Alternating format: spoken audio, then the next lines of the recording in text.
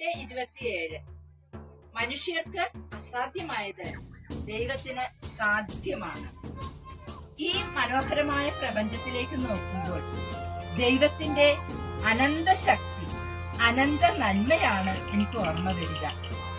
ദൈവം കരുണാമയനാണ്. എല്ലാ മനുഷ്യരോടും ദൈവം കാരുണ്യം കാണിക്കുന്നു.